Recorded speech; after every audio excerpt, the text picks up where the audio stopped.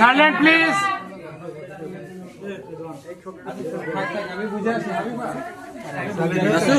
ক্যামেরাটা দে। ইনস্ট্রুমেন্টের নাম কি বলেন? তুই এনতে কর। অসিলোমিটার, অসিলোস্কোপ। ঠিক আছে, সংক্ষেপে ডিএসও, ডিজিটাল স্টোরেজ অসিলোস্কোপ। ঠিক আছে, এটার ব্যবহার শিখবো আমরা আজকে।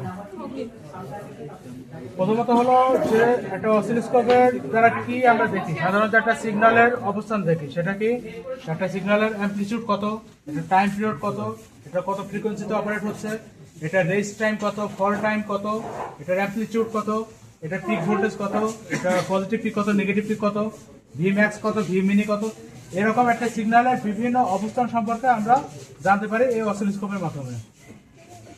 ক্লিয়ার সবাই? বাহ্যিক দিক থেকে অসিলোস্কোপের সাথে সাধারণত দুইটা বা একটা তার লাগানো থাকে। এটা বর্তমানে দুইটা তার লাগানো আছে। এই দুটাকে বলা হয় প্রপ। কি বলা হয়? প্রপ। Prop P.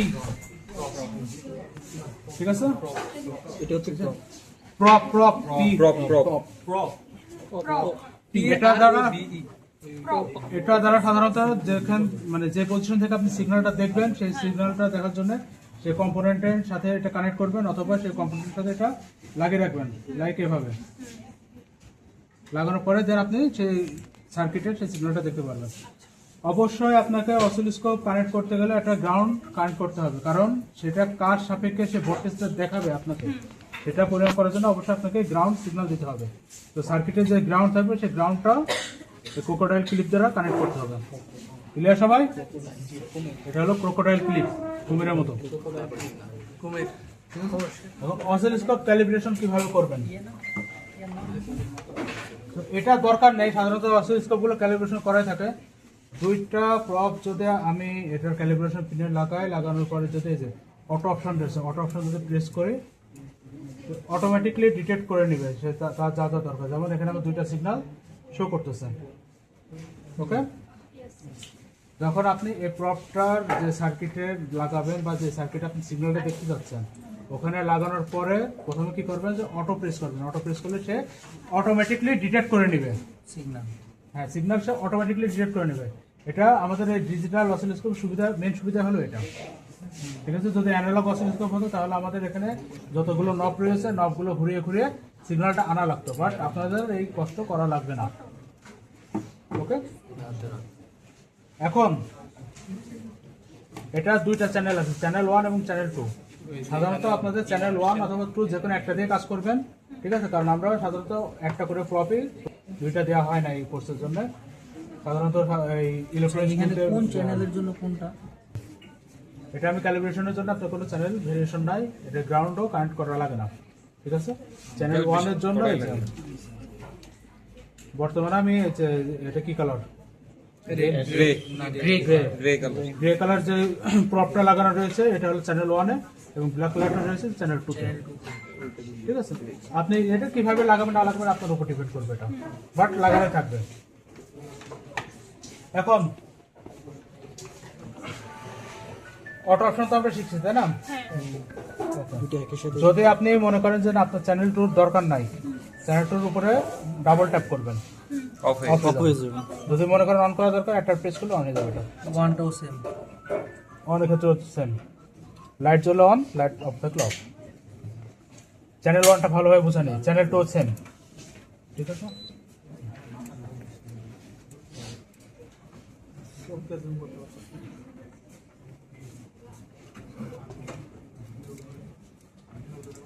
অটো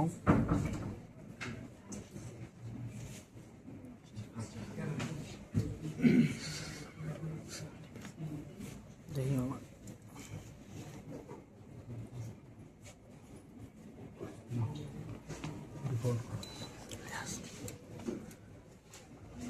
তারপরে অ্যাডজাস্টমেন্ট চেঞ্জ হয়ে গেলে আর কাজ করতে চায় না। ওকে, সমস্যা নাই। সো প্রপের আরেকটা অপশন আমরা শিখে নিই, সেটা হলো যে প্রপের উপরে দেখেন যে রেড কালারের একটা বাটন আছে। ঠিক আছে, এটা 1x 10x।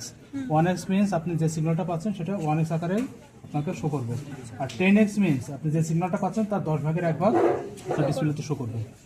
আপনার সিগন্যালটা যদি অনেক বড় হয় বা মানে পুরোটাই দেখাবো আর 10x মানে 10 10 ভাগের ভাগের 10 ভাগের 1 ভাগ ঠিক আছে, আপনার সিগন্যালটা যদি অ্যাম্পলিটিউড যদি 100 ভোল্টের উপরে হয়, অসিলোস্কোপে তো অত রেঞ্জ নাই, সেটার জন্য এই যে এই রেঞ্জগুলো দেওয়া হয়েছে। তো অবশ্যই এটা 1x এ রাখবেন।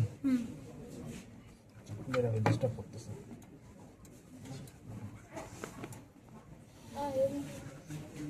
ওকে, এখন অসিলোস্কোপের অটো অপশন তো বললাম, অন্যান্য অপশনগুলো আমরা সেখানে এক এক।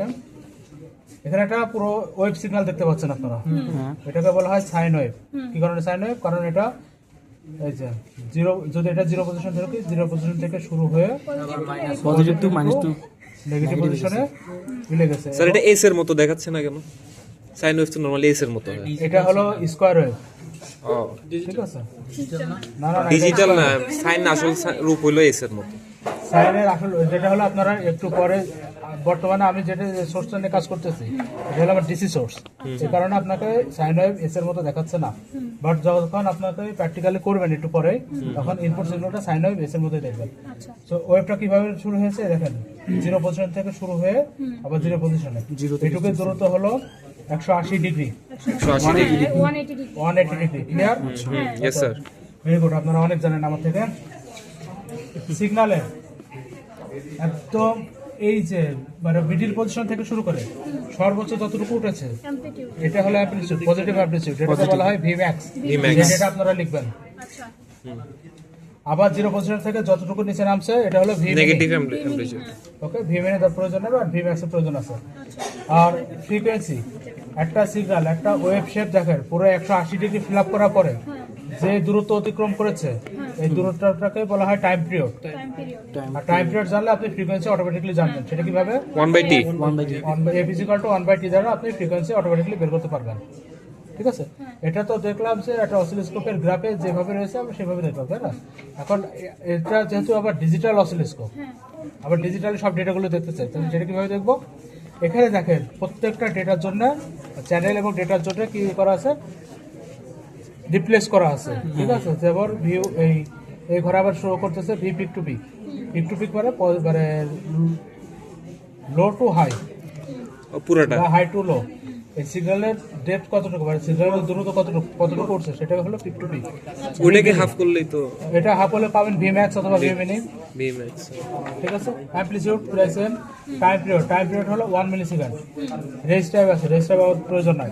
এখন যদি মনে করেন যে আমাদের এখানে কোথাও ফ্রিকোয়েন্সি আছে, না। ফ্রিকোয়েন্সি নাই, আমি চাচ্ছি যে এই ঘরটাতে আমি ফ্রিকোয়েন্সি শো করাবো, সেটা কিভাবে? এই প্রত্যেকটা ঘর এই বাটনগুলো দ্বারা রিপ্লেস করা হয়েছে। বাটনকে প্রেস করবেন, এখন প্রেস করার পরে আপনি কোন সোর্সে দেখতে চাচ্ছেন? Voltage source. ভোল্টেজ সোর্স যদি আপনি দেখতে চান, ভোল্টেজ সোর্সের ভিতরে টাইম পিরিয়ডটা রিটার্ন যায়। আগে দেখবো হলো টাইম পিরিয়ড। টাইম পিরিয়ড হচ্ছে কত? 2 নম্বর বাটন। 2 নম্বর বাটনটা প্রেস করলাম। প্রেস করার পরে আমার কোন সোর্সে দেখতে চাচ্ছে, চ্যানেল 1 না চ্যানেল 2 তে? যদি চ্যানেল 1 এ দেখতে চাই তাহলে চ্যানেল 1 সেট করবো, চ্যানেল 2 তে দেখতে চাইলে চ্যানেল 2 সেট করবো। দেখবো হলো টাইম পিরিয়ড, টাইপের ভিতরে, টাইপের ভিতরে গেলে এই যে দেখেন ফ্রিকোয়েন্সি। ঠিক আছে, এখানে আরো অনেকগুলো অপশন আছে, টাইম পিরিয়ড আছে, ফ্রিকোয়েন্সি আছে, ওয়াইড অ্যাঙ্গেল আছে, রেস্ট টাইম আছে, ফল টাইম আছে, ডিউটি সাইকেল আছে, অনেক অপশন আছে। যাই হোক, এত কিছু দরকার নেই আপনাদের এই কোর্সের জন্য। মূলত যেটা দরকার সেটা হলো টাইম পিরিয়ড এবং ফ্রিকোয়েন্সি। পিরিয়ডটা কেন সেট করব? ও আচ্ছা। এই যে এটা ঘোরালে আপনার আপ ডাউন করবে, জাস্ট যেটা দেখতে চাচ্ছেন সেটার উপরে রাখবেন, রেখে রিটার্ন যাবে। রিটার্ন গেলে এই ঘরে আপনাকে ফ্রিকোয়েন্সি শো করলো। 2 নম্বর ঘরে যদি আপনি চান, আপনি সাপোজ Vmax। Vmax শো দেখবেন। Vmax দেখার জন্য 2 নম্বর ঘরে প্রেস করবেন। ঠিক আছে, Vmax সাধারণত ভোল্টেজের সাথে রিলেটেড। এই যে ভোল্টেজ অপশনে যাবেন, ভোল্টেজ অপশনে যাওয়ার পরে কোন সোর্স থেকে দেখতে যাচ্ছে, চ্যানেল 1 না 2? যেহেতু 1 এ থাকবে, টাইপের ভিতরে যাবেন। টাইপের ভিতরে যাওয়ার পরে এই যে অনেকগুলো অপশন রয়েছে, তো যে অপশনটা দরকার সেই অপশনটা এখান থেকে সেট করে নেবেন। Vmax ঠিক আছে, Vmax এর উপরে রেখে রিটার্ন। ক্লিয়ার? 3 নম্বর আমার দরকার suppose time period. Time period কিভাবে বের করো? 3 নম্বর ঘরে প্রেস করলাম, 3 নম্বর সেকেন্ড টাইম, টাইপে যাব, টাইম পিরিয়ড, টাইপ পিরিয়ডে যাব, ব্যাকে যাব। Back return time period set হয়ে গেছে। 4 নম্বর ঘরে আমার পিক টু পিক দরকার, এটাও ঠিক একইভাবে। সরি, 4 নম্বর ঘরে প্রেস করতে হবে, ভোল্টেজ টাইপ ভিমেনে দরকার নেই, পিক টু পিক দরকার। এইভাবে আমি একটা অসিলোস্কোপের যদি এখানে ফাংশনগুলো মেজারিং অপশনগুলো যদি না আসে তাহলে আমরা এইভাবে বের করে নেব। এখন যখন আপনারা ফার্স্টে অটো প্রেস করবেন, সার্কিটে এটা কানেক্ট করার পরে যখন অটো প্রেস করবেন তখন আপনাকে না না আরে এরকম শো করবে। এই ঘরগুলোতে কোনো কিছু আর শো করতেছে না। হ্যাঁ এই ঘরগুলোকে আপনি যদি মেজারিং ডেটাগুলো দেখতে চান অবশ্যই আপনাকে এই যে মেজার যে অপশন রয়েছে অপশনে প্রেস করতে হবে, মেজার দেন আপনার মেজার অপশনগুলো আসবে। ওকে আচ্ছা আচ্ছা আর যদি দেখতে না চান তাহলে অফ করে দেবেন, না অফ হবে না, একবারই প্রেস হবে। ওটা মেনু অফ করা যায়, ঠিক আছে? মেনুটা অন অফ করা যায়, ম্যানুয়াল ভাবে অফ করে ঠিক আছে? এই মেনুটা অন অফ করা যায়। এখন আপনি এমন একটা সার্কিট রেডি করেছেন সেখানে আপনার এই যে কটার মাত্র 5টা ডেটা এখানে দেখা যাচ্ছে, বাট আপনার আরো বেশি ডেটা দেখার প্রয়োজন। সেক্ষেত্রে কি করবেন? সেক্ষেত্রে মেজার অপশন প্রেস করার পরে যে কোনো একটা সুইচে প্রেস করবেন। এই যে অল মেজার একটা অপশন আছে 4 নম্বর ঘরে, all MEA, all measure press করবেন। অল মেজার প্রেস করার পরে এখন এই যে ভোল্টেজ, টাইম, ডিলে টাইম, এই তিনটা যদি আপনি অন করে দেন আপনার 1 নম্বর সিগন্যালে যা যা আছে পুরো ডেটা সেট এখানে শো করবে। চাইলে এই ডেটা সেট আপনার পেন ড্রাইভ লাগিয়ে যা শুধু প্রিন্ট দিলেই, এই যে প্রিন্ট অপশন আছে, প্রিন্ট দিলে আপনার পেন ড্রাইভে ডেটা কপি হয়ে যাবে ইমেজ সহ। ক্লিয়ার? আবার এই ডেটাগুলো যদি অফ করতে চান, আপনি দেখা যাচ্ছে অসিলোস্কোপ অন করলেন, অন করার পর পর দেখা যাচ্ছে এটা রয়েছে, আপনি সিগন্যাল দেখতে পাচ্ছেন না, কিভাবে অফ করবেন? আবারও মেজার অপশনে প্রেস করে যে কোনো একটা সুইচে প্রেস করবেন, অল মেজার অপশন আসবে, অল মেজার অপশন Off. ইয়েগুলো সব অফ করে অফ দেবেন। করে দাও এখানে চাইলে আপনি চ্যানেল 1 এবং চ্যানেল 2 মানে সোর্স 1 এবং সোর্স 2 দুটো চ্যানেলেরই ডেটাগুলো দেখতে পারবেন।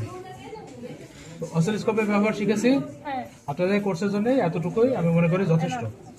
যদি আরও বেশি শিখতে চান বা গবেষণা করতে চান আপনারা অফ টাইমে আসবেন, এসে দেখে যাবেন।